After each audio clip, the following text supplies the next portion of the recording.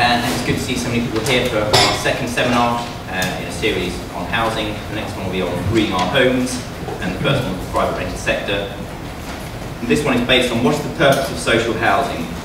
I think that's quite a pertinent question at the moment. Between the 1977 and 1980 period, there was a big shift in quite a few areas. There was the tenancy for life brought in by Thatcher. There was needs-based allocation, a reasonable preference brought in by the 1977 Housing Act. There was the right to buy. So there was a period of quite a lot of change in a few short years. And it feels that we may be in another big shift. So we have shorter tenures, we have affordable rent, we have allocation changes, although reasonable preference is staying, although people I've spoken to think that the changes that have been made will be large even with reasonable preference. And the question then comes, and during any period of change, who is going to live in social housing, what is its purpose, and why is it going to be different from other types of tenure? So between 77 and now, it was residual, it was for those in need. There was quite a lot of rhetoric about people who would move out, either using right to buy or because housing was much more affordable on the market, they would just move out into the private rented sector or own occupation. So now again, as we change, there's the question, who will live in social housing? How does it link to other sectors? How should it differ from the private rented sector and own occupation? And to answer, of course, all of your questions, we have Paul Downey from the CLG, who is sort of leading in this area, who I hand the floor over to. Yes. If you just press the button. Press the button. Well, thank you very much. I'm Paul Downey, working in DCLG. I'm Deputy Director on Social Housing Management. So if you're expecting Terry Arafat, apologies for that, but I work in Terry's team. Just asked to give a few sort of short thoughts about the government's position, really. And I think Alex already talked about some of the major changes that have been begun since this government arrived last May. So we've got, for example, affordable rent brought about in the spending review, now starting to be, I think, thought about more seriously by developers, and potentially we'll see fairly soon some of the first propositions, concrete propositions, for this new approach to trying to finance new build housing in a much more constrained set of financial circumstances. We've got the proposals for more flexibility around tenure in the localism bill through Commons Committee. What we're doing is legislating to allow local authorities to offer shorter term tenancies, and to then use the regulatory process to free up what housing associations can do. So we'll start to see, probably from April 2012, a whole range of different tenure offers from landlords up and down the country. And we had a consultation on that process where around about 2/3 of the landlords who responded said they would expect to use shorter term tenancies. We're changing the way allocations work, giving back to local authorities the power to decide who qualifies to go on the waiting list. We are trying to create greater flexibility for landlords to move existing tenants by what we're aiming to do is to remove some of what we think is potential constraints, but the way the allocations rules work on existing tenants. And couple that with a national home swap scheme trying to improve the offer to social tenants of support to arrange a mutual exchange. Big changes to the homelessness provisions, so giving councils the opportunity to fulfil their homelessness duty by an offer in the private rented sector. This could have potentially a big impact on the flow of people into social housing through the homelessness route. Again, a very high response from local authorities when they asked the question. Less than about 2/3 said they would expect to use the private rented sector much more in fulfilling their homelessness duty. Other changes to regulatory reform, abolition of the TSA, a switch away from the sort of regulatory framework that had been put in place by the last government to one which is much more focused on governance and viability of landlords. Finance reforms that are essentially continuing the process set in place by the last government, trying to devolve to local councils more freedom over how they manage their rents and their stock. Of course, not in our department, but of huge impact on the housing sector, reforms to the benefit system. So big changes to the way housing benefit in particular will be administered and how it will work. Oops. Now, I'd like to be able to say that we sat down after the election and worked all this out in the first place. It's a what are we trying to achieve here in Newstead, what is social housing for, who should be living in it, what are the guiding principles that should steer reform. It's never quite like that, but I think it is possible. What we can do is look at some of the changes and discern from that some of the principles which are driving this government as they go through a process of reform. And of course, there'll be some big ideas in deficit, some big ideas, big society, which perhaps we'll come out in discussion later. I think just trying to focus down a bit on the way they've approached social housing reform, I think a few key ideas do come out. And first of all, already talked about reasonable preference categories. I think that's an important decision not to change the reasonable preference categories. That, I think, illustrates an underpinning principle, which is social housing is primarily, I think, seen by this government as a part of a system which is there to help people who need help. It is for people who cannot easily fend for themselves in a market-driven housing sector, whether it's owner occupation or the private rented sector. And the retention of the reasonable preference categories, albeit that we've seen some change in the course of the last couple of years through the Ahmad judgments, some significant Supreme Court judgments about the way that reasonable preference could work. And primarily, ministers are still seeing social housing as being part of that system which helps people who need help. There's a clear recognition of the value of stability.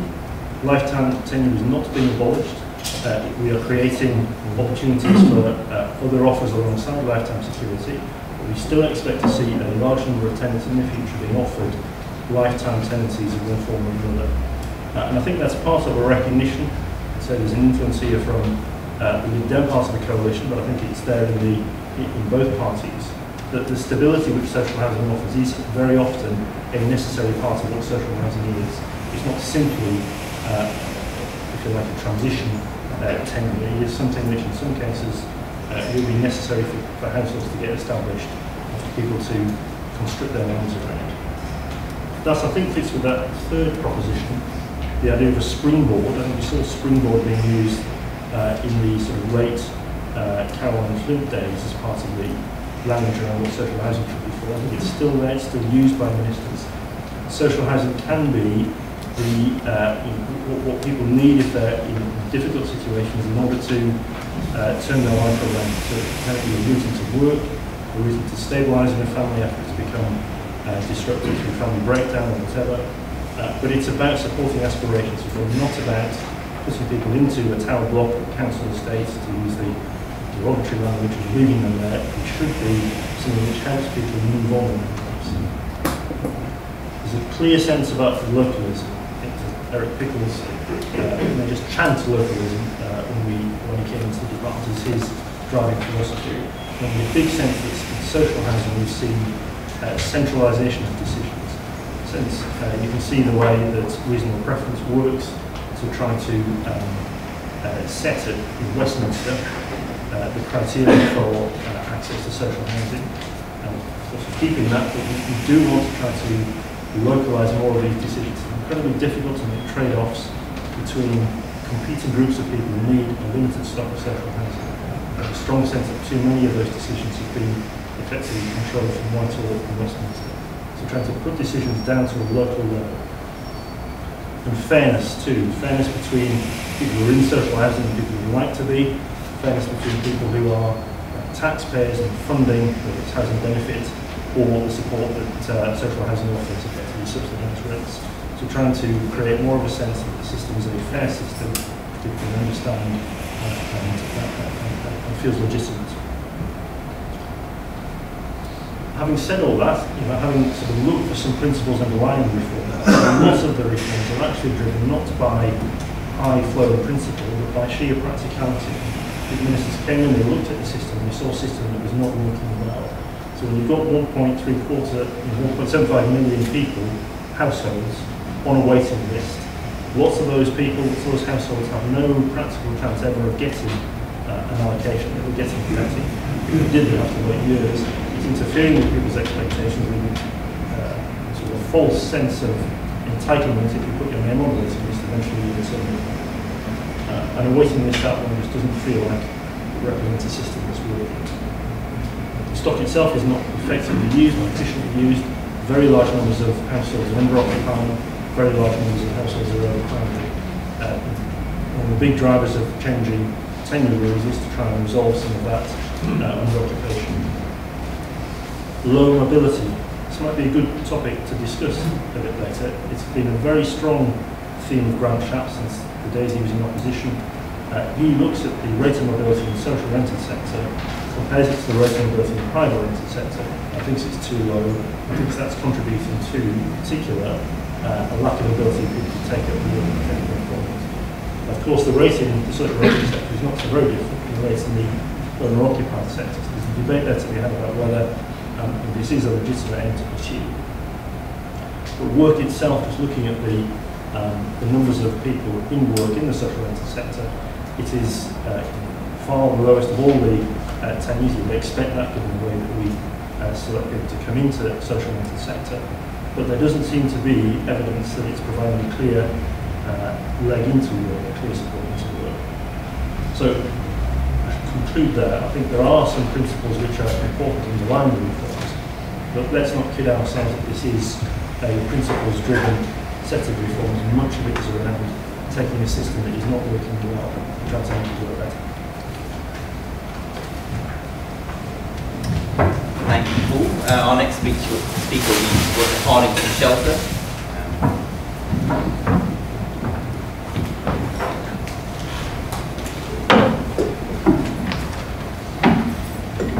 Hi there.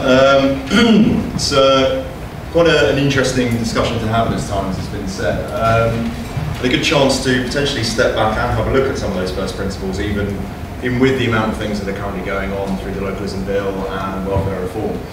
And I think a question worth answering directly, rather than just me standing here and repeating a lot of the positions you'll be aware of in terms of Shelter's positions on those different elements of the localism bill. So I thought I would start by looking at a few elements of where social housing has roles it's undertaken in the past. Important to look at that, to therefore look at some of the qualities it may need to exhibit in the future. The first one, historically looking back, that social housing has filled has clearly been supply. Social housing, whether it be through co-ops, philanthropists, or national or local government, clearly met a need for supply that wasn't being delivered by the private sector. And therefore the consequence of that had been high rents and high levels of overcrowding, sadly, which we're seeing a return to. Social housing also provided better quality housing as well. A lot of private housing was poorly made, and that was improved on, and it wasn't of sufficient size as well for many of the family units who needed housing. It also provided security. Looking back historically, some of the arguments made for social intervention in housing, it was clear that one of the drivers was security, in the way that people disliked and were very aggrieved by the arbitrary decisions being made by their landlords, whether it's been private landlords or their employers. And there was also often a role spoken for it in terms of mixed communities, of bucking the of sort of buffering the market, and therefore providing mixed income communities. Not always for social housing, and with all these elements, social housing doesn't have a monopoly on these qualities, and social housing certainly didn't always exhibit all of these qualities, as you'll be aware. But four elements I think it's worth, four sort of key principles for me that it's worth looking into for the future system. Personally, I favour quite a universalist policy in this area, where universal provision of social housing, just simply because if possible, the administration of it's relatively easy. It generates widespread public support, typically, and it avoids all the widespread means testing that goes with a non-universal system. But as Paul has said, practically, where we are now, we don't have enough social housing for that kind of provision. We could look to change that in the future, but that's not going to change over a 10, 20, even 30-year period. So we need to look at the housing we have now and how we use it. And to me, it strikes me that there are two potential models, or at the very least a spectrum, with these being the two ends of it. You can use it as a core safety net, housing for the most vulnerable, providing stability for vulnerable families to get back on their feet. You can, or instead, on the other side, you could use it for limited universality. So you don't give it to the most vulnerable necessarily, you give it to a broader reach of society, because you don't have enough of it. It has to be allocated in a way that is almost akin to a lottery at that stage, because demand so forth outstrips supply by such a degree. And the reason I bring up those two models is I want you to sort of hold those two thoughts while we look back over the four qualities or principles that I set out at the start. On housing supply, there is, in my mind, an undoubted need for social intervention on supply, regardless of what you build. That role hasn't diminished. Looking back, since the war, the private sector has never built enough homes to meet the demand we now face. We now face demand in excess of 250,000 homes per year, and at its very peak, the private sector produced 200,000 in a given year, which is 1964. Interestingly, I mean, the 1964 wasn't the peak of social housing provision, but it was at near peak levels, producing around 150,000. So there's an important argument to highlight there that there isn't necessarily a problem with crowding out of investment, that by having social funds pushed into new supply, you don't push out private investment. And so given the backlog, there is a clear need for social intervention in that regard. Quality, I think there's still an important role that social housing has played in recent years and can continue to play in driving up quality, particularly in the types of homes, driving up the provision of family homes, but also using social funds to take more of a risk on new innovations in quality, particularly on environmental standards. Thinking about the two models, one thing that's important to recognise obviously is that if you're going to use social housing for a safety net, you do face this problem of diminishing public support as less of the public engage with it as a service, until you reach potentially Titmus's problem, the problem that Titmus highlighted of it being a service for poor people and therefore becoming a poor service, or at the very least being a service that doesn't have widespread support. So as I say, the benefit of universality there is more widespread support. Looking at security, if you go for a safety net model, you're looking at security in terms of getting people back on their feet. And this is where I will touch on current policy, because it strikes me from Shelter's experience that a minimum of a 2-year tenancy isn't sufficient security if social housing is supposed to be there as a safety net to get people back on their feet. And if you look at social housing on a more universal perspective, if you're not heavily means testing it on the way in, you're not sorting in the most vulnerable, then there becomes a big question under what conditions you then use to remove security. And so both of those at the very least point to me, I mean, I can see where there would be a debate over lifetime tenancies or secure tenancies, if we prefer to call them. But at the very least 2 years strikes me as far too low a minimum. We should be looking at a much higher level there. On mixed communities and the spatial aspect that social housing provides, if you go for a safety net model, you're inevitably sorting in the most vulnerable by definition into social housing. So you face the problem that if social housing is spatially concentrated, you will inevitably spatially concentrate vulnerability. So if we decide over the longer term that social housing does need to be a safety net policy, or that needs to be attained, then we need to look at greater asset management and mixed stock to diversify mono-tenure estates of social housing and then provide, at least through new supply, social housing in richer areas. Which will be important coming up later in terms of new supply. Inevitably, if you go for more of a universal model, you're sorting in a wider spread of society, they're mixed communities from the start, so that becomes less of an issue. The spatial role of social housing is something I particularly want to highlight because it shows a clear role for social housing unless you use demand-side subsidies. Unless you're willing to build physical units within richer neighbourhoods to mixed communities, you're going to have to subsidise people to live in richer areas. And we well know currently, and that's not a policy that's particularly in vogue, in fact it's being clamped down quite heavily. So if you're not willing to do it on the demand side and you believe in the need and the worth of mixed communities, then you have to use social housing in some regard to break up spatial inequality. So given all those, there's a few key issues that I just wanted to highlight before closing. Once again, just reiterating the powerful spatial role that social housing has played.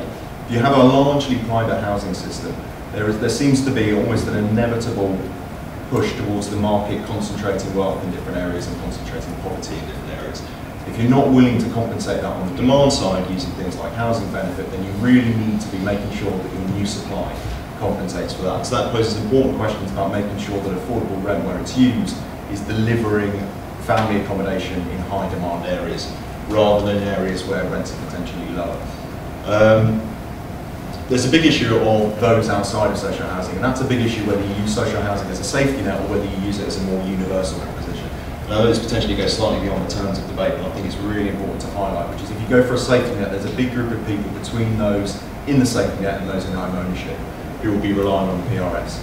If you use a universal model, demand will outstrip supply, so you need therefore, well, people therefore will be based in the PRS. And therefore, it's really important, regardless of which one of those two routes you take, that you look to improve the private rented sector as a tenure. And it really concerns me that the government has focused a lot of its attention on social housing and has so far ignored the private rented sector and improving standards in that sector. Because no matter how good we get at supply, that is going to be a key issue over the next decade. Finally, on looking at those two models, and it's wise that should probably come down on one side or the other. Inevitably at Shelter we support more of a safety net model. It makes sense to us entirely that if you have one additional home that it should go to the most vulnerable. And the social investment that's gone into that and the extra security it can provide is used to get the most vulnerable back on their feet. But I do recognise, and Shelter recognises, that then creates a problem for us in terms of public support for the tenure, because it is therefore a very focused tenure, and therefore one that a lot of people don't necessarily engage with, and one that can therefore breed resentment as well. So there's a question about therefore how you build universality elsewhere and how you generate public support elsewhere. So either two options there basically are to go on more of a universal drive for new supply in the future, or you need to look at it through the demand side. And so therefore you need to look at whether, for example, the universal credit is an option to expand a more universal provision of housing credits, for example, to create a housing policy that has much wider buy-in than the current stream of housing policies we have. The biggest problem we face at Shelter and engaging the public in housing is that they consider housing to be a private matter. They don't consider it to be a social matter. If they're not getting the housing outcomes that they want, they don't look societally and they don't look to the state for solutions to that. They blame themselves for not saving enough, for not getting a higher income job, for a buy-to-let landlord who's got a property that they may well want. And so we need to encourage people to think about the societal response we can take to housing. But to do that, we therefore need to come up with policies that could get wide societal buy-in. Therefore, I think that's a really important challenge for future housing policy. Interesting to hear that Shelter thought about the principles of what social housing should be and come down on the side of the safety net. Next week, Richard Cady from the Charles Institute of Housing. Hi, good afternoon. You'll be pleased to know I don't have a presentation, and you'll also be pleased to know that I think I'm going to say something different from the previous two speakers, which is always the concern I think you have when you go in third or fourth in a lineup like this. As Paul said, I think we don't have a blank sheet of paper. Let's start with that. I think it is very timely to ask this question. In 2007, 2008, we published a paper called Rethinking Housing, which basically said we need to have this debate. But I think, as Roger's just said, we also said that you can't look at social housing in isolation from the rest of the housing market. To do so, I think, is a bit disingenuous. The interface between our social sector and the private rented sector in particular is very, very real. And as Roger said, I think it's an issue that this government will have to come back to, even though at this moment in time it hasn't really displayed an appetite to do so. The other consideration is, let's think very carefully about what we mean by social housing. It is a very diverse asset. Okay? Lots of different people live in social housing in lots of very different markets. We have three primary landlord types: local authorities, their arm's length management organisations, and then housing associations. But within that, we have considerable diversity. We have arms houses, where the landlord may own one or two properties. We have grade 2 listed street front properties worth millions of pounds. We have formula-built tower blocks. We have 1950s properties, we have 60s properties.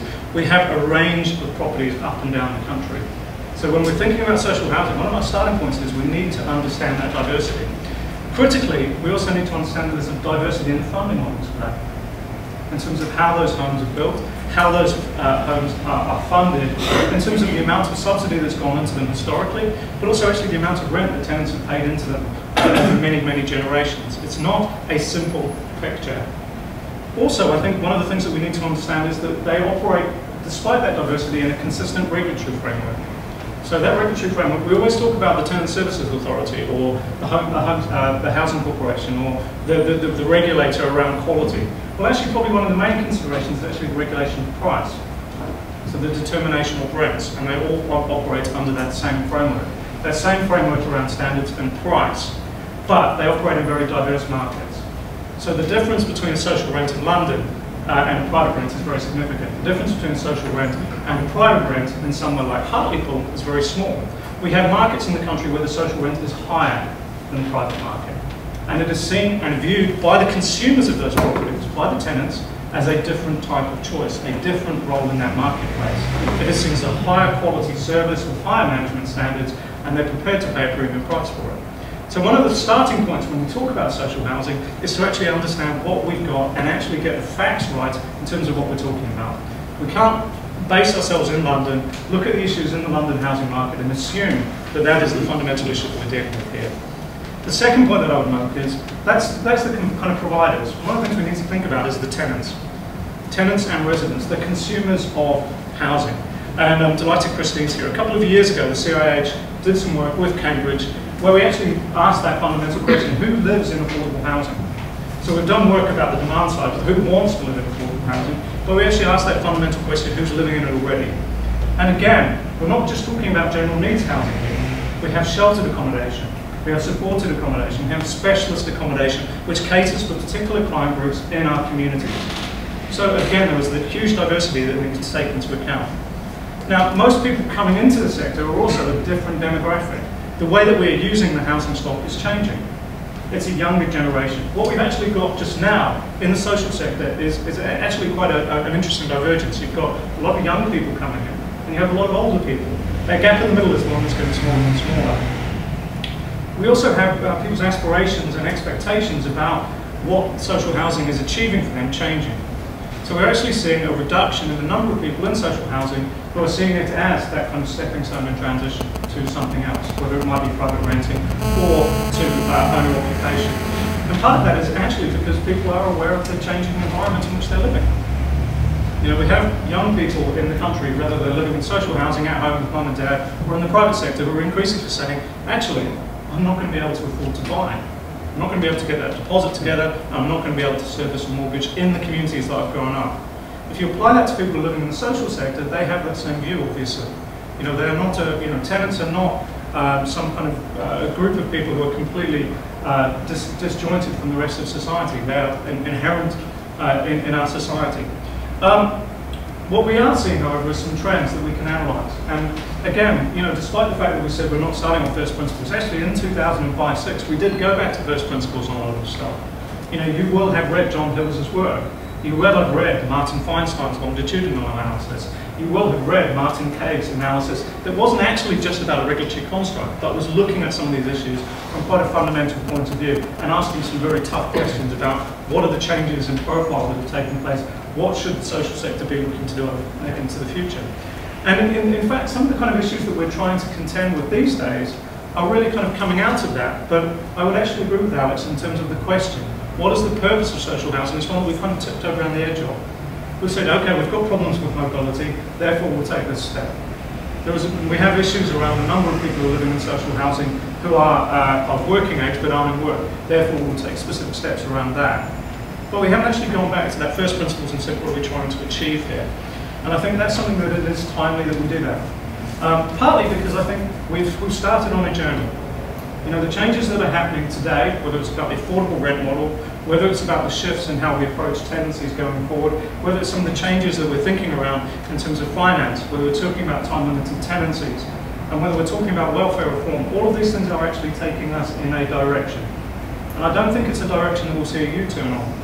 It's something that is kind of is happening, but I don't think there is a particularly clearly articulated vision about where we're trying to get to.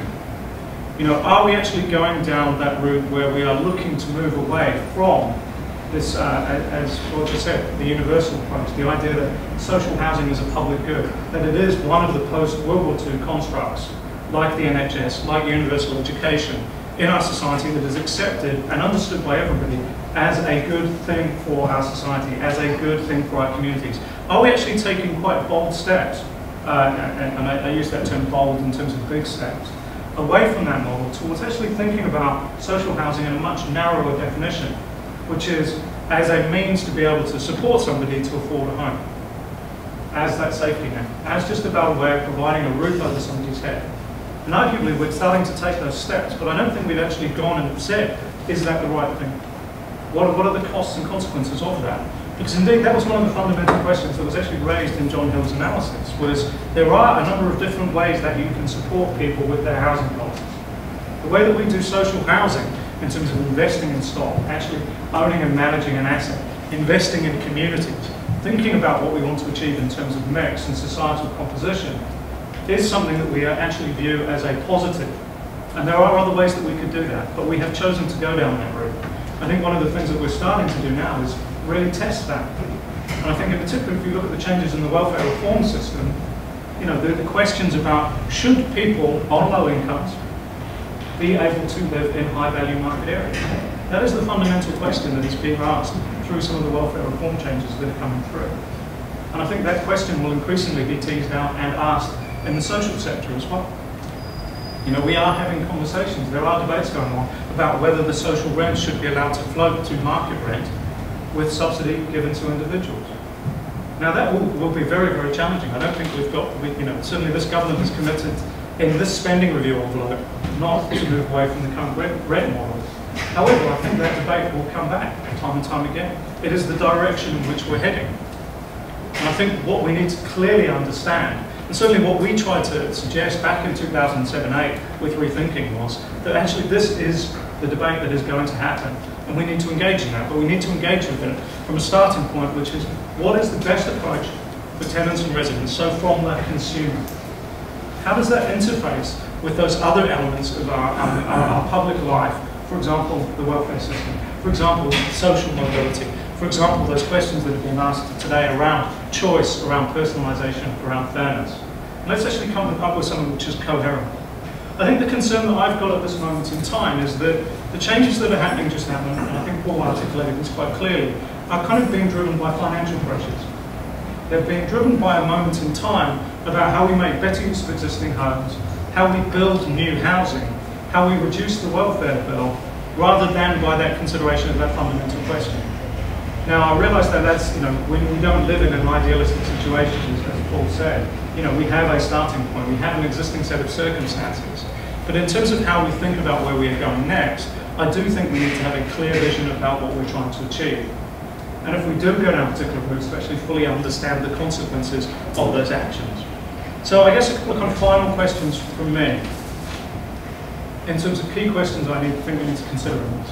Are we talking about supporting individuals and families with their housing costs? Or are we talking about social housing as a wider public good? First question. What's the best route to provide people with positive choices about their housing circumstances?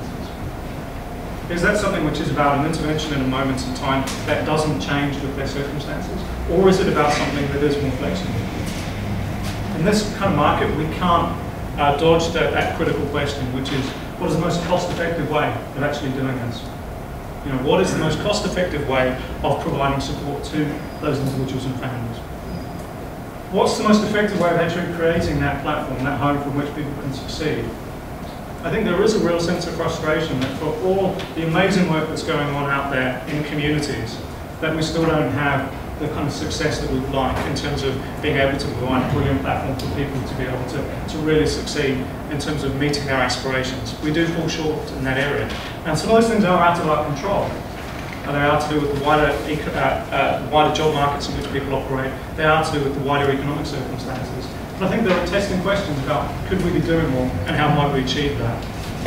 What's the interrelationship between housing provision and the communities in which people live? In particular, that question about actually what kind of communities do we want to create?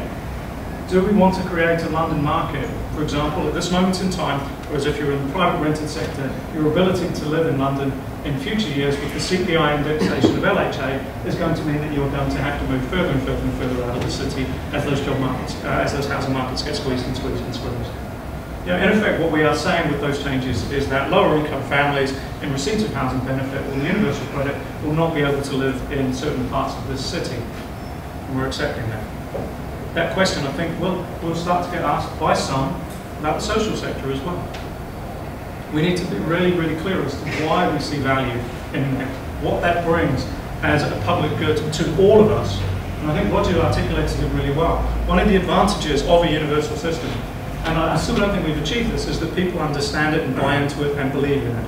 They see the value themselves. Everybody who lives in that society says, actually, I see real value in that. They see it as something that's fair, that delivers good results for everybody living in the community, regardless of tenure. And I think that's something that in the social sector we haven't quite cracked. We've let that slip.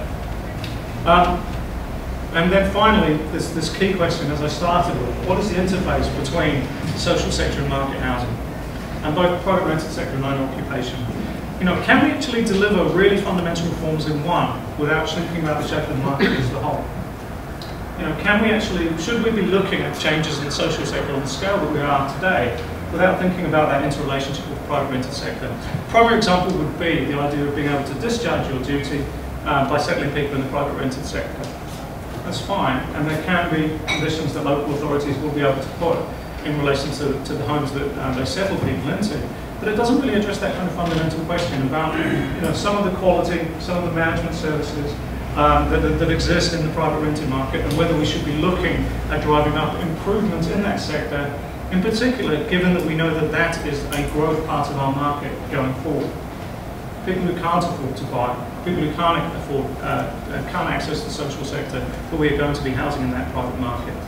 You know, I think increasingly we need to be asking that question about what does a strong rented market look like, with a range of different price points, with a range of different access points that can cater for actually a very, very different and changing demographic makeup to our housing market moving forward. And I guess my final point would be, if we're thinking about how we move from this, we need to understand that we've actually got a starting point. We've got 4 million homes in the social sector. We have over £50 billion worth of private finance in this sector. We have a huge amount of public money invested in this sector as well.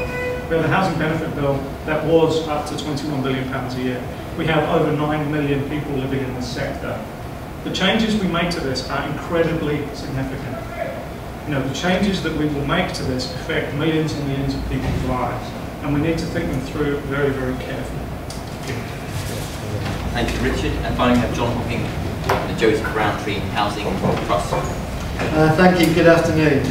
The Housing Trust, we're small, but we manage a diverse range of stock, from family housing through to retirement, and diverse locations from York up to Hartlepool. And I suppose as a housing practitioner, it's really good to be asked to look at the purpose of social housing. Prior to joining Joseph Rowntree Trust, as Director of Housing at Hull, and managed one of the Almos in Leeds. I think when we're looking at the need for social housing, we'll need to set it in a historical context. And since 1946, housing has seen, I think, 3 key roles. The first, post-war step up in housing quality for a private renting sector. Second, a desirable stepping stone onto home ownership. And third, a safety net, which we've already discussed, for more vulnerable households. And all of these factors are still evident in the current policy debate. But leaving aside the debate on supply and grant rates at the moment, the nub of the current debate appears to be whether it's right to give someone a long-term asset to address a short-term problem. So let's just think about that for a minute. Assuming that social housing is a way of redressing inequality in the housing markets and wealth, by which I mean people's access to resources that would enable them to make choices within the housing market, the question I want to ask is poverty a short-term problem? When we look at the dynamics of poverty, there's some fairly sobering figures. While there are those who experience short-term episodes of poverty, it's worth noting that 30% of those who leave poverty re-enter it again within a year, and a sixth of the population, that's around 10 million people, are in the poorest 20% for at least 2 out of 3 years. And while unemployed people are twice as likely as the population's average to experience persistent or long-term poverty, it's worth noting that between 1994 and 1997, a third of working-age adults living in poverty for 2 consecutive years or more were working. Low-paid and insecure employment also increases the risk of poverty. A salutary lesson for those who feel that work is always the route out of poverty. And with the number of people moving rapidly between work and unemployment increasing by 60% since 2006. I think this suggests that an allocation of social housing mass disadvantage in the housing market, but it doesn't necessarily eradicate it. And I know where I'd rather be if I was facing insecure prospects for employment. Indeed, the work that the Department of Work and Pensions highlighted how the stability of the social sector and flexibility of landlords is a work flexibility of the landlord is a work incentive for those people whose local labour markets are characterised by low pay, temporary and insecure work. Where people remain distant from the labour market, it's other barriers to employment, not their tenure, that are the more influential. And this is where it's important to recognise social housing's role in alleviating poverty. It won't get rid of poverty, but it can help the symptoms to be less severe. And reflecting on the history of social housing, it's also fair to say that we've increasingly targeted housing need, which has shone a spotlight on social problems, including different outcomes from some people living in social housing. But that's not the same as saying social housing has caused them. Thinking more widely about the whole housing system, it's right to have a debate about what housing providers can do and whether housing needs now extends further up the income scale. It's also crucial to consider the role of housing policy in relation to other areas such as labour market and welfare reforms. In terms of appropriate policy responses to these questions, I'd argue that these are service-based and not tenure or social landlord-based. Now let's just turn to see what tenants like about the social rented sector. First, I think it's important to say that there is a difference between a frequently negative policy debate about social housing and the more positive public attitudes towards social housing, particularly among lower income households. According to the Tenant Services Authority data, 81% of social tenants are satisfied overall, compared to 74% on private rented and 62% on shared owners. Almost 3/4 want to stay in the sector over the next 10 years, and only 12% want to become homeowners. There are mixed public views on allocation, which to some extent I think reflects the policy debate tensions between expanding access and prioritising vulnerable people. The CLG research showed that social housing tenants would like to see more local connections and low incomes attracting high priority.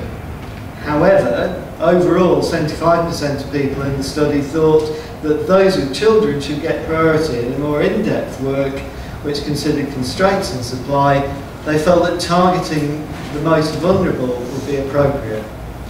It seems to me that regardless of tenure, we need to be asking ourselves what qualities everyone values in their home, whatever their tenure. Our review of tenure suggests that safer neighbourhoods, quality and control were all key attributes to their home. And thinking about how all this is funded requires us to make some policy choices about who social housing is for and where it's needed. And whilst I would agree that we need a broader range of housing offers, as I've suggested, a focus on the most disadvantaged needs to be maintained as part of any housing policy model if we're to provide both a safety net and a step up within social housing system. Of course, that means that we do need to think seriously about better use of accommodation, tackling under-occupation as well as overcrowding, and providing clear routes into work for unemployed tenants and leaseholders where appropriate. However, it isn't the role of housing to provide solutions to poverty on its own, and we need to be working more closely with other policy areas to achieve mutual goals. For example, thinking about the wider welfare reforms, we welcome increased work incentives within the universal credit policy, but we are concerned about proposals to reduce the available earning disregards, especially at a time when housing association rents in some parts of the country will be increasing in some cases dramatically. And this could worsen perverse incentives within the system and the poverty trap for new affordable rent tenants. Of course, we also need to consider the impact on public funds of the current reforms. And I was concerned to read reports that the affordable rent model could add over £1 billion to the housing benefit bill at a time when we're trying hard to reduce public deficit. As a provider, I would also be concerned about the long-term viability of increasing housing benefit bills that might in turn threaten our ability to borrow money in the future. Of course, I don't have all the answers on all of these, but to sum up, I would call for a more rounded debate that considers the role of housing together with other areas of social policy in achieving labour market economic goals and social justice. Thank you. A round of applause. Thank you, John, and all of our speakers. Chris, could I just ask you to turn the air conditioning back on, having been terrible, and turn it down? I think now, having got the full room, and we might benefit from a blast of cold air. In terms of questions, I think we're going to do this sort of on a topic-by-topic basis. I think that's the best way to go. I think I may have used the chair's prerogative and kick off with a question, and then open to the floor. And I also think I'm going to structure it around a sort of dichotomy model. Because one of the things that people like to say about social housing is, well, it's one thing and it's six of one thing, half a dozen of the other, which sometimes is true, but you know, sometimes you need to go slightly more, as Roger Brady did, down more on one side of the equation than the other. I think the first thing I'd like to kick off is that the long-term versus short-term tendencies. And I'd like to sort of begin by saying, is there a tension and a problem around long-term versus short-term tendencies, particularly around incentives? So you could be someone who gets something because you're workless, you then come off and get a job, you then get told that either your rent is shooting up or you're going to be kicked out of your home. And I'd like to direct that. I'll start with Paul, and then if any of the other rest of the panel want to kick in on that. Thank you. Well, I think plainly there could be, but it depends what you do with your flexibility on tenancy. If the offer is for a young family to have 10 years in a 3-bed home, and then to have the option of going, when that family no longer needs a family, whether it's 10, 15, 20 years, to have social housing in a smaller property, then I think the incentives are less of a problem. I think if you launch straight into a program which says social housing is for those earning less than 20,000 a year, and as soon as you earn 20,000 a year, you're out, well, I think you can see an immediate problem with that. And I think landlords will need government to explain that that's probably not the sensible way to go about it. But I think there are different ways you could use flexibility to offer different people different things more appropriate to their needs, and have a different range of possibilities at the end of a tenancy rather than simply goodbye. Would the government intervene if they thought that now, once you've given people flexibility, if there were some housing associations that were doing particularly counterproductive tenancies, would government intervene, or is this a sort of, it's your stock, make mistakes if you will, this is part of the localist agenda? I think that's a bit down the road. I think the government is showing less of an inclination to intervene in any kind of statutory way than it might have done in the past. Would ministers express a view? I'm sure they would. Expressing a view is always different from, of course, actually doing something, which is always a lot harder. Richard, if anyone wants to put their hands up at this point, feel free if you want to. But otherwise, I'll pass it to Richard and say, are lots of your members championing at the bit for short-term tenancies? It's an interesting one, because I think there's the distinction between, I guess, people who are interested in the flexibilities that would be enabled under the legislative changes, and those who think, the consensus view that kind of came out to us was most people thought 2 years was actually too short. And even if they had that as a flexibility, it's not something that they would envisage using. I think there are people out there who like to have the ability to have that as almost a backstop, even though their intention might be to use that very, very sparingly. Certainly the position that came through from us in response to a very, very strong response on this was that people thought 5 years would be an appropriate minimum. For me, the question is slightly more fundamental, which is, what do you do at the end of that period of time? What are you trying to achieve by having the ability to review someone's tenancy? And I think the issue for me is that I don't think it serves anybody to have a kind of Damocles sword hanging over their head. kind of wondering and waiting and thinking, actually, what's going to happen at the end of this tenancy period. I think the ability to be able to plan, invest in your future, bearing in mind who we're actually talking about here as a client group, that hasn't changed. To have that stability, to be able to crack on with their lives, to be able to have support, to find work, to continue on with work, is really critical. What there should, however, be sufficient flexibility to be able to do is to say, well, actually, if there is a material change in someone's circumstances, that doesn't mean that your tenancy ends and you have to leave. The last thing you want is someone who's being really successful, who is being, one of the champions of that community, who's actually succeeding. You don't want that person to leave, because otherwise you do just get a revolving door of the next person who is coming through a needs-based allocation system. What you want is that person to be able to stay, to continue to be able to succeed, to be able to strengthen that whole community. However, I think the question that we've always asked, and certainly that we've articulated back to government and came through strongly from our members, is should that person have the same offer as was originally given to them at a moment in time? I think there's two important caveats to that. First of all, the number of people whose circumstances are going to change that significantly in the social sector, just based on what we know about tenants, is actually quite low. So we're not talking about an awful lot of people here.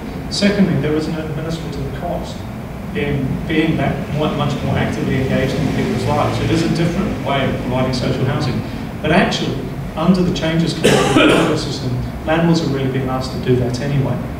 Landlords now will tell you that their demand and need for customer insights has gone through the roof. They need to know, for example, who of their tenants have non-dependents, who are going to be expected to contribute if they're going to receive HB. They're having to know, the age of households where, for example, the parents of our working age and our receipt of housing benefit, but their grown-up children have left because of the changes that are going to come through to reduce the amount of benefit that those people receive. They're fundamentally having to up their game in terms of the information they've got about their tenants. So they are in a strong position in terms of managing the administration of that. What I think the message that's come back from our members has been, they would like to be in a position at the end of something like a 5 or longer period of time to be able to have a conversation with a tenant, which could, for example, involve, actually, can we support you into shared ownership if that's what you want? Or actually, could we be looking at a position where your circumstances have changed materially and there should be a higher rent attached to the property? But the starting point being that people are not required to leave that property or that community. I think one of the most interesting things is if you have a right to buy at the end of your short-term tenancy, but that's something that policy change might do something at a later date. In terms of sort of further dilemmas, as it were, the universal versus safety nets, which I think is easier to say rather than low income versus workless, which is another way of putting it in some ways. In that if you are going to house people who are seen as the most in need, you tend to squeeze out those who are on low incomes and working. So are you still, are you prepared to say that that is a sort of trade-off worth doing, or do you think it's a false trade-off, Roger? I don't think it's a trade-off we necessarily face in that regard. I mean, you don't necessarily squeeze people out, but you face the choice when you have an additional home, who does it go to? You do face the choice of someone who is very vulnerable versus someone who is less vulnerable and therefore more likely to be in work and therefore but nonetheless likely to be in low income and could nonetheless still be in poverty. As I say, I mean, it makes sense to me that given an additional unit, particularly at the moment, and in the short term to the medium term, it makes sense for that to go to the most vulnerable. But I'm very conscious of the fact that housing policy has lost a strong degree of its universality.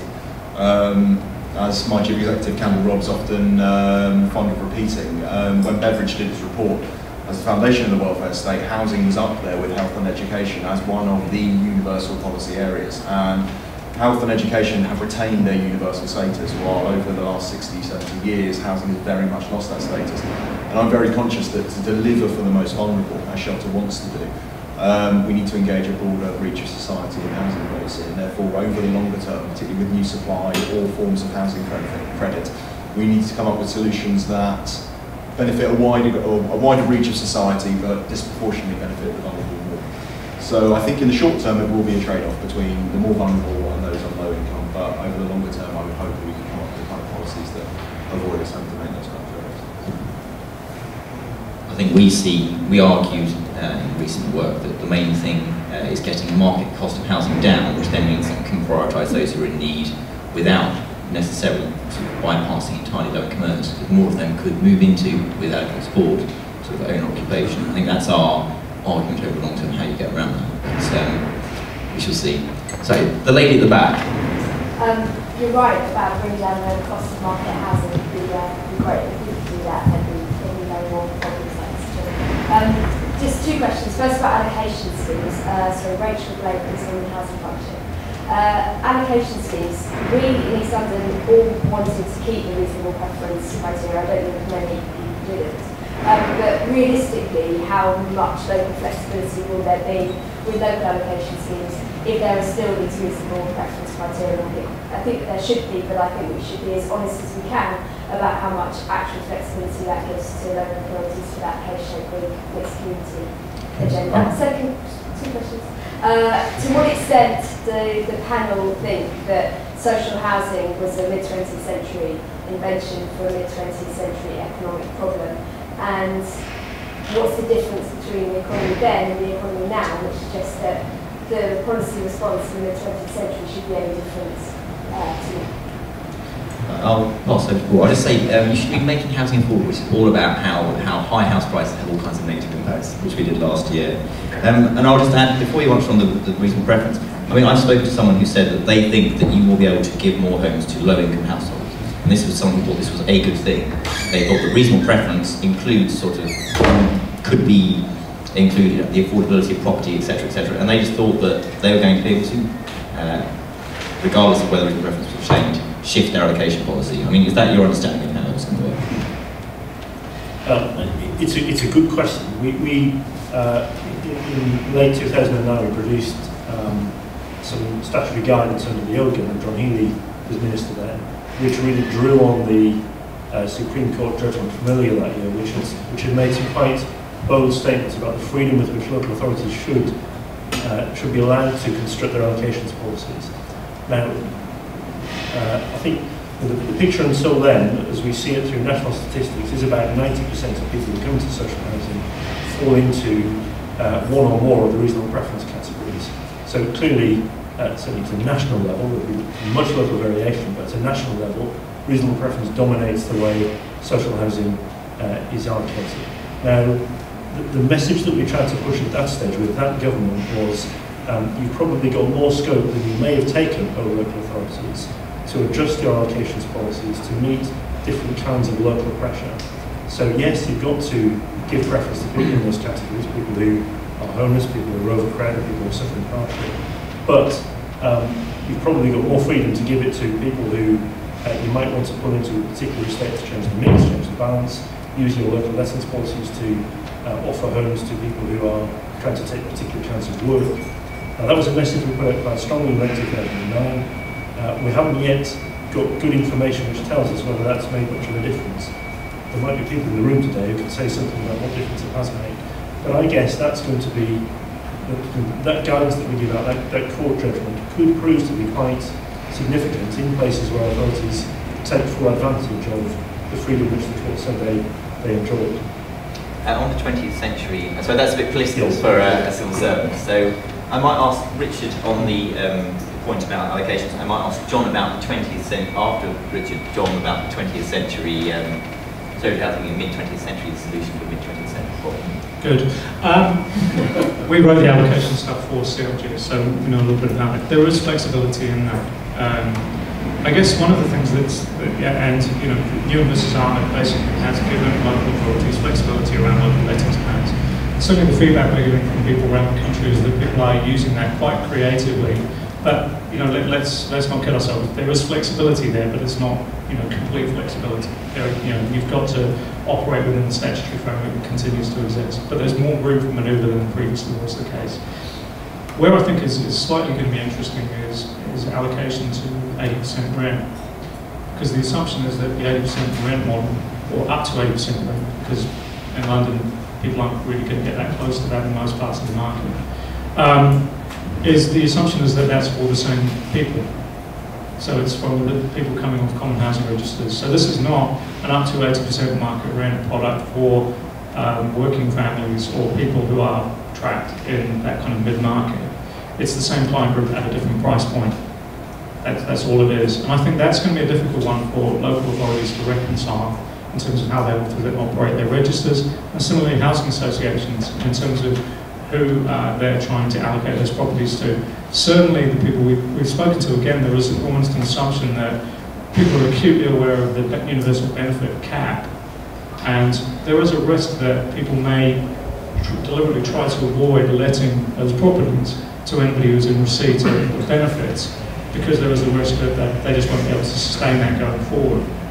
So that kind of opens that side up. So it's not just as simple as what are the parameters that exist under lettings to social housing. It's actually the interface with universal credit that comes through and the new product that's being created.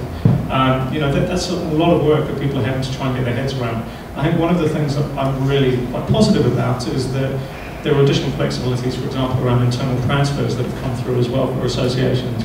Pretty much everybody I know recognises that actually an awful lot of really good work has been done in the last couple of years between authorities and their RSL partners to build good relationships, to build good, quite open frameworks, to sign up to choice-based letting schemes, to actually try and create parameters in which mobility and choice for their tenants is really at the fore. And I think people are looking at how they can really take advantage of these new changes in those frameworks rather than trying to start again. Do you think universal credit will be an issue for affordable rents? This is something that I'm always interested in, the CLGs. How you will manage to sort of get the taper down to 65p in the pound while at the same time increasing rents up towards 80%? Will there be guidance? Oh, sorry. It's really problematic.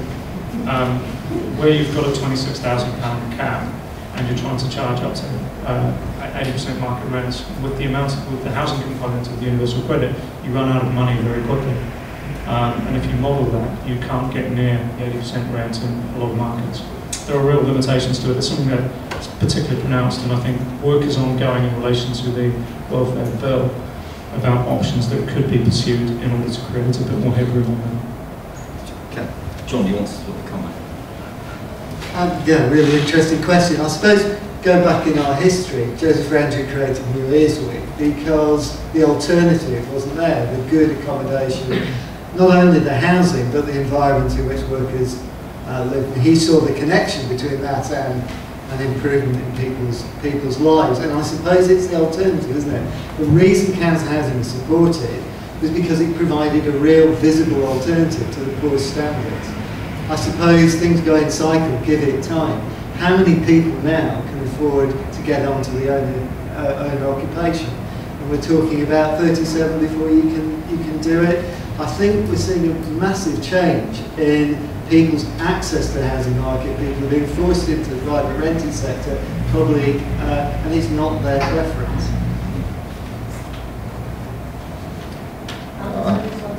Sorry, Kathleen. Yes. Hello there, Kathleen Kelly from the Joseph Roundtree Foundation. I just wanted to pick up on Rachel's question because I think it's really interesting. And there's a common thread in what you all spoke about this morning about the need for a certain safety net rule, whether you did that based on addressing poverty or whether you did that based on thinking about the housing market. Because if you think about the housing market and what it offers, I think we have to accept that not everybody is ever going to be able to be a homeowner. And we need to think that if other elements of the system don't offer any element of security, we need to offer that somewhere. So I think there's still a role for a kind of enduring social sector. But actually we need to think more creatively about it, and we shouldn't really conflate the fact that we need to think about a broader range of offers with whether or not social housing is in or out.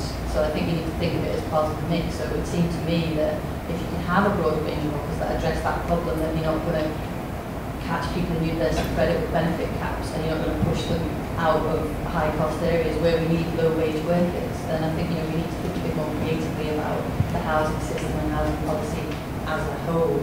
So I think, you've all made a plea for social housing. What I'd like to hear is the kind of vision for housing policy and where housing need fits in that really. I know it's a $64 million question, but...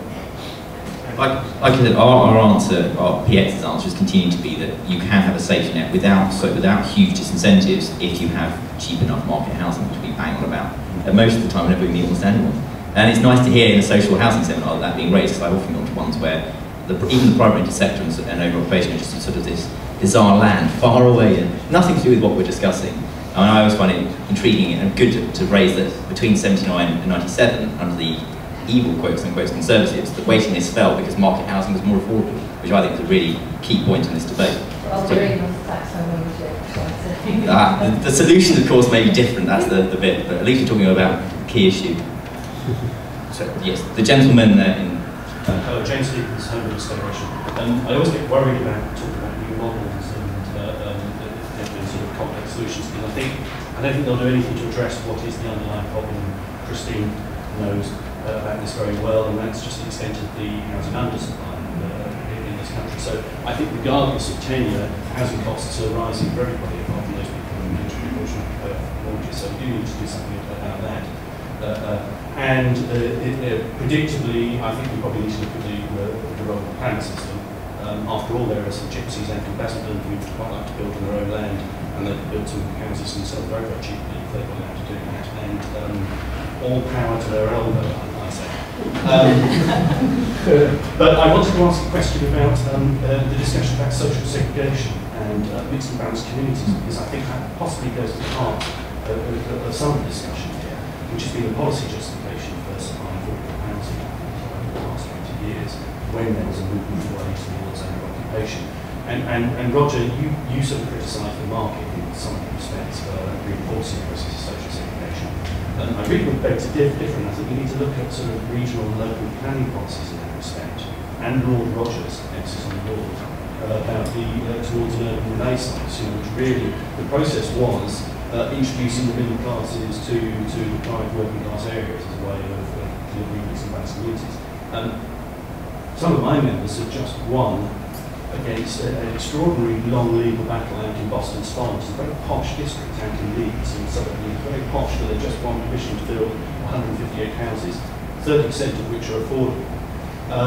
So I think, we're quite interested in breaking the barriers of spatial segregation, class segregation the other way by building some sort of cheaper homes. And after all, most new market homes are really meeting the needs of first-time buyers, and it's a hardly big, we don't have a big market, there's not a big housing market out there to sell to billionaires and millionaires. That's not really where the new housing supply is going. So you sound just like a slightly more radical version of the CPRE position. The CPRE are often citing, saying, well, these are just homes for executives and stuff like that. It really, really isn't the case. So be careful of that. Finally, sorry to test all your question. I would just like to argue that is it really so important to maintain mixed and balanced communities? After all, historically, working class organically formed lots of institutions themselves. They set up their own schools, formed trade unions, and they didn't need it.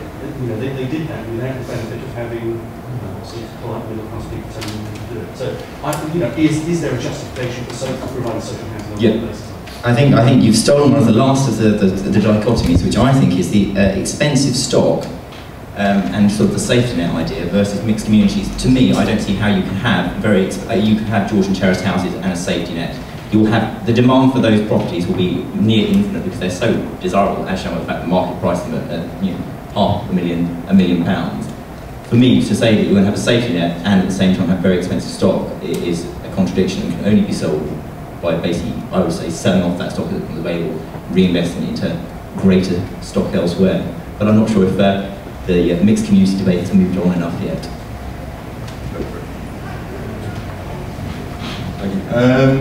It's an interesting accusation in terms of the CPRE link, not one shelter often faces, but... as somebody from CPRE, I thought it was a bit of a compliment, actually. I wasn't criticising private providers, what they provide. It was more that just when you have a market-based system. Even a market-based system in of itself doesn't lead you to increase social segregation. I would accept that. But it does if you have increasing inequality and you don't compensate people's ability to buy housing in richer areas. I think there may well be examples where you can try and design that out, but as far as I'm aware, in most examples that's the case, that if you let the market rip and don't compensate on the income side, and you don't build affordable housing that's maintained as affordable housing, regardless of what it was, what it is in its first instance, then I think you'll end up with that kind of... Is that a safety net though? Because I would argue that's not Islington having Georgian terrace houses council stock is in no way a safety net. and therefore the demand for that will be high. Therefore, people, if you have a needs-based system, people will become, as they are in central London, particularly on a capacity benefit, they move themselves to the top of the list in a very rational and sensible way. And that's why central London has such high unemployment and so many jobs. I think there may be a conflation of issues. I mean, I think you can have, taking the mixed communities bit, you would need to have, if you were using stock as a way of doing it rather than housing credits in some form or another, you would need to have socially owned, in some way, it doesn't need to be state-owned stock in expensive areas to ensure there are poor people living in those areas. And you don't see a contradiction between the safety net aspect and it makes the safety net more expensive.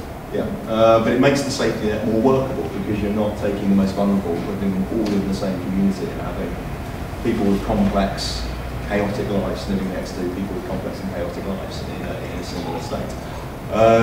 So it may well make that more expensive, but as I say, I think we get better results for doing it that way.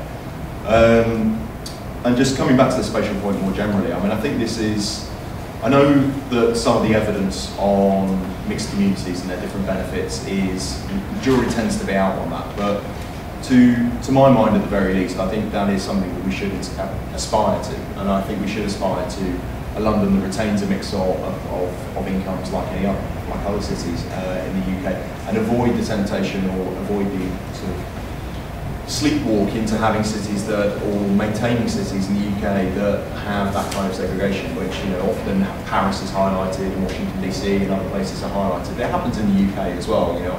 There's areas in central London where the poor are excluded and they're placed on the outside, and you get the complete opposite, places like Teesside where the poor are concentrated in the centre of the city and the rich on the outskirts. And the problem we face at the moment is we are sort of sleepwalking into the unmixing of communities because we're not building enough social housing to compensate on that side. And the reforms to the housing benefit system, as Richard's highlighted, will force people out of these areas. And particularly on the cap side, will force people, inevitably larger families, but also families with only 3 children, some with 2 children, outside of London and outside of the southeast in many areas. Do you think in Islington or Hackney or these places you get a middle class? Because I would argue you get parallel communities, that the poor basically are trapped in social housing, and those who are, I'm slightly using creative property, but the poor basically live in social housing and have to maintain disadvantage to stay in it, and the rich live there, but the middle class have been, and the working class to a large extent, have just basically been pushed out of that entire area. I mean, you certainly do have that in Zone 1 areas in London now, that you have a real inequality in incomes there. I don't think that the solution to that is to therefore move the very poorest on and get a mixed community of only a very narrow income sort. I think that is a problem in London, that the middle is missing from the centre of London, that those middle jobs, there hasn't been the housing there for them to sustain where they want to live. But anyway, to cut a long point short, there is a problem more generally about rising inequality and about a sort of reduction in the middle income group in Britain more generally, and there is only so much that housing can do to compensate that. But housing is very different to a lot of other policy areas in that it does have a lot of sway over that spatial element, and I think it's really important to maintain that because we are, as I say, sort of sleepwalking into great segregation. I guess just a couple of quick observations. One, in relation to new homes being built just now, they're not really, the trend is not really your first-time buyer properties being built by builders just now. They're building for people who are already in the market and therefore have equity to be able to buy their bigger properties. Secondly, one of the main tools that we've used in relation to the interrelationship between market and affordable housing has been the planning system, Section 106. Anybody done Section 106 deals here? Okay. Lots of smiling faces. It's been an incredibly effective tool in many ways in terms of delivering affordable housing in communities, in mixed communities, leveraging. You know, I think people have a mixed view about whether there would be, the cost of that and whether it's been the most efficient way. And I don't think anybody thinks it's ideal, but it certainly has delivered volume in recent years.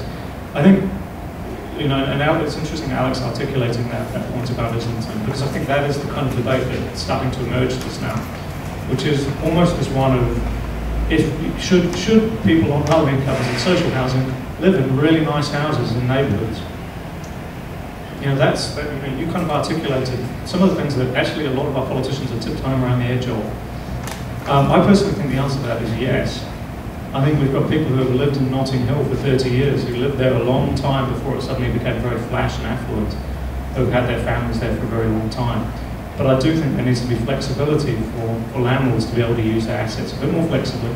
And that might mean in some circumstances they do sell some of their properties to build elsewhere. But the presumption should not be that people on low incomes and who are poor should have to live in the worst housing, in the worst neighbourhoods. That's a tough one. That's really the crux of the That's not the worst, but it's not the worst area. The worst. It's just the top, say, half or third or quarter of basically is no longer available as part I think it's where do you start making net that's at the top. I guess the question is where do you start making that judgment? You know, because I think, you know, as Roger said, one of the things we've got to be very careful of, and I do take your point, Alex, one of the things we've got is that we do have polarised communities in some parts of our country. And again, we can't take London and apply that universally to the rest of England because the markets are very different.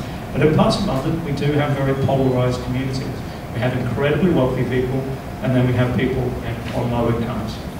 And, you know, that's something that for many people see that as a strength and an asset to our cities. And I think the Mayor's comments about some of his concerns about the benefit reform were very clear in saying, actually, we see that mixture as something that makes London an incredibly vibrant, dynamic city that we're really proud of. I probably share that view. I think, for me, there is a question, though, about if we are looking to continue on a needs-based system, and let's go back to that question of universality. You know, that does mean that if we continue to squeeze on need, then that polarisation will likely to continue. If we've got more flexibility, then we can actually make some of those properties available for people on low incomes, your teachers, your care workers, your nurses, the people who are active in those economic markets. I also, to be honest, you know, talking to frontline staff out there, yes, there are people who abuse the system, but there are an awful lot of people who don't try and make their circumstances worse in order to access a property. I think that's a myth that needs to be busted. I think if you look at the growth in things like incapacity benefit, worklessness in areas, there's an almost direct correlation between the house price, the length of the waiting list, and basically how much deprivation there is in. And it's not obviously areas. There are areas that are very poor because they're very poor and there aren't jobs. But then there's interestingly, what's interesting to me is the bizarre thing where you have areas where there are huge amounts of jobs, but huge amounts of deprivation and high house prices. And I don't think that those factors are just sort of lying side by side. There's causal links there. Matt, if you want to. Yeah, from the price standards, we represent first-time buyers. People who are the lucky ones who are stuck in the private rented sector in their 20s and 30s. I guess a follow-up question to this is, what is the political offer to our clientele, to our demographic, who essentially see a magic circle of social housing, which, if you're very lucky, you'll get into, and it's kind of defending a post-war welfare agenda there. But for a growing clientele of people who are on good wages, and who see no political movement on building more houses because a very embedded class of people who don't want the planning system reform, no political movement on dealing with demand, be it under occupation or be it huge amounts of mortgage finance or be it flows of hot capital. And how are you going to build bridges to this demographic who is becoming, frankly, increasingly resentful about not having to commute extremely long distances, with no hope of getting a foot on the ladder and stuck in a very vulnerable tenure. And the danger is, if you don't give a political offer to us, is that will turn against the social housing sector in a slightly unconstructive but understandable reaction. Rich? We had this conversation earlier. We were talking about this at another event earlier in the week. I think one of the interesting things, in some ways, I think this is less about turning against the social sector, it's more turning against home ownership, is where the pressure is coming. I think there is a fundamental question which is about, do people have a right to ownership? And I think the answer to that is increasingly no. Should people have the right to be able to afford to be able to live in a property that meets their needs and meets their circumstances? Absolutely. But you know, unless we're prepared to intervene in our market, and it is a market, it's a market, you know, the number of transactions in London, for example, that are from overseas buyers is massive. It's over 50% of property transactions in London are overseas. Unless you want to start thinking very differently about how you regulate and use tax levers in that marketplace, then you need to accept that actually the right to ownership, you are competing against those people. However, should you have the ability to be able to afford something? Absolutely. And I think that raises the question about whether the quality of the offers in the rented sector in particular are good enough. And in particular for those people who aren't, at this moment in time, sufficient need to access the social sector, but aren't necessarily having their needs met in the private rented sector. And this is not your lifestyle renters. This isn't people who are coming into the private rented sector for a set period of time while they, for example, are then looking to move, they've moved to an area for work and they're thinking they're going to be moving again in the future. They've moved into the private rented sector to save for a deposit that they know they're going to be able to buy in sometime in the future. These are people who are moving into that sector because it is the only option they have. It is their long-term tenure. They're going to be raising their families in those properties. They're going to be sending their children to school in those properties. And I'm not sure that the quality of offer we've got for those people is sufficiently robust. It's probably the one area that we're quite disappointed that the government has taken a big step away from looking at the private rented sector. It walked away from the RUG recommendations, which in many ways were quite cautious and tentative in terms of what they set down. Now the flip side of that is that actually the private rented market, the quality of landlords in the private rented sector is generally very, very good. Okay, again, some myth busting. Private landlords are not Rackman, and not everybody who does anything to do with social housing is Shirley Porter. The quality and satisfaction of private landlords is generally very high. There's a lot of choice, but actually is a 6-month AST, even though the reality is most tenancies last at least 3 years. Is that sufficient for people to be able to actually put down those longer term roots? I think that question is a valid one that needs explored. Well, so two things now. There's quite a lot of evidence for the OECD and IMF, basically that rents and house prices in this country are out of kilter by about 30 to 35%. Which I always think is interesting, because it's often ignored in this renting is cheaper than owning. Well, it's not going to be the long term because the two are basically synonyms for each other. Should tell you and Duncan Smith one. Well, I know, but it's one of those things that sort of, it seems obvious once you've thought it, but until then often people discuss them. So if that's the case, and rents will go up and prices go down, they'll probably meet somewhere in the middle. Do you still see that argument about the private rented sector being such a sort of bigger player? I think certainly the assumption that most people are making, except the IPPR, interestingly, in their report on Monday, is that the private rented market is going to be the growth part of our housing market. And certainly the forecast from most landlord groups is that rents are set to go up, rather than potentially be driven down by the LHO changes, which the DWP seem to have an assumption around. I think it is going to be a sector which will potentially be more expensive into the future. Because of the amount of demand going into that sector and the constraints on supply. As you rightly pointed out, a lot of these things come back to the fact that we are very, very, very short in terms of housing. Why is our housing market not taking the hit that other economies have? Quantitative easing, really low interest rates, and a massive shortage of supply in some parts of the market. That's our insulation. While those things continue, will continue to create price pressures.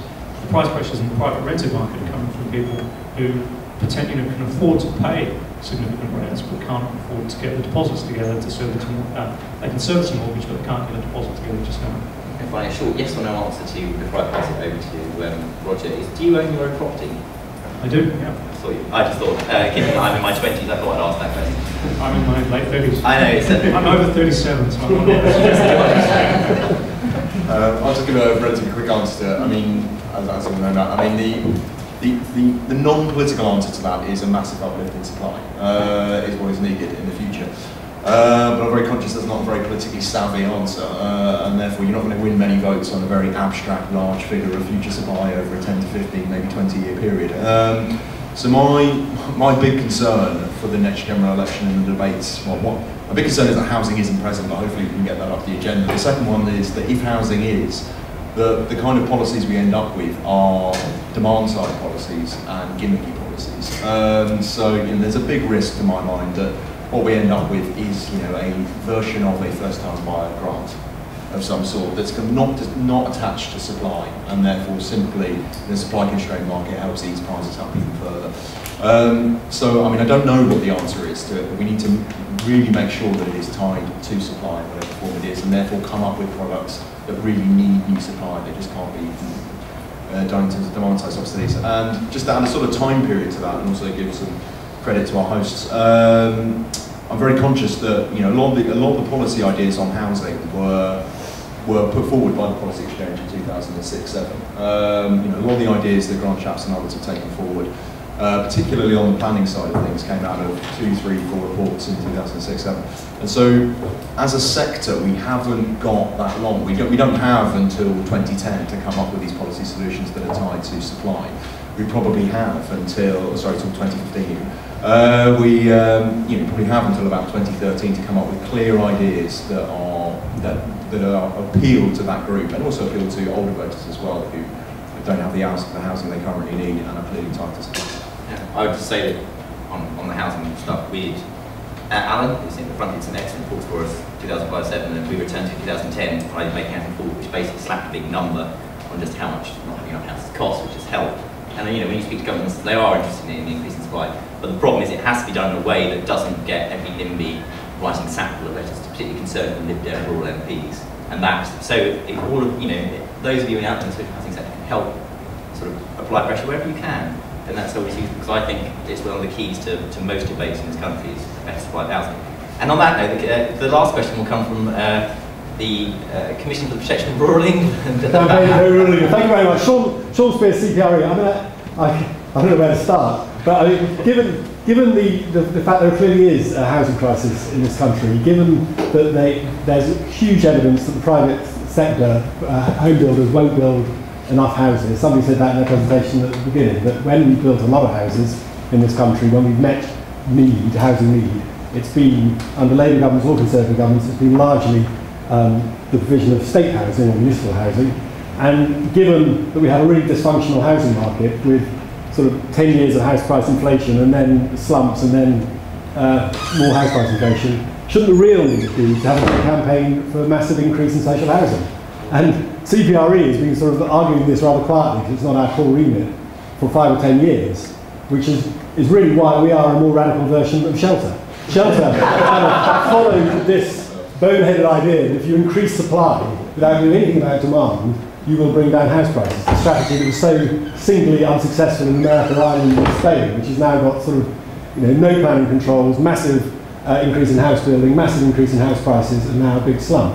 So you need a decent, to build a lot of social housing, but of course the other thing is you need a planning system that has public consent. And it's all very well to rage at NIMBYs and to say let travellers build on greenbelt and so on, but actually no government will be able to achieve that, because people don't want the countryside built over, and they do value the greenbelt. And whether CPRE exists or not, that resistance would still be there and would still be very powerful. So you have to plan the housing and particularly plan to use brownfield sites and have high quality homes in urban settings, which is really what people want. So anyway, that's a bit of a rant, but I really would implore Shelter to recover its radical roots, join CPRE in a big, politically incorrect and perhaps retro campaign for a return to a massive social house building. Price tag of? Well, it would get the economy going again. It would be a Keynesian response to the I suppose that'd be it. And we should be, we have someone who's interested in funding, we haven't quite signed the dotted line, something in May on turning NIMBYs to YIMBYs on this very topic. So we can do things like planning uplift and community infrastructure levies and direct referendums. If they're praised and done the right way, you can get more homes built. So we'd quite like to hopefully see some of you in May when we hopefully have a panel discussion on that. But I'd like to say thanks to all of the speakers here today, and thank you for coming along. It's been hopefully an informative hour and a half. And I would just add one final thing actually, I've just remembered while you were talking, is that a house in Houston, which is about 3,000 square feet, which people in Britain can't even comprehend, costs I think about $200,000. Texas being the meat of America, America's very strict planning controls in the coastal cities, almost none in the Sun Belt, and homes there cost I think about 2.5 times average earnings what they cost in the UK in the 1950s. You see anyway, pieces from the air. The difference. You see pieces from the air. It looks pretty horrible. It looks like what people would buy if they could move to, and it's also had 1 million people moving there in the last 10 years. So I'd argue that there's a sort of belief that we should know what other people's houses look like is wrong. But anyway, that's for May, where I may end up being a non-chair. Strong views.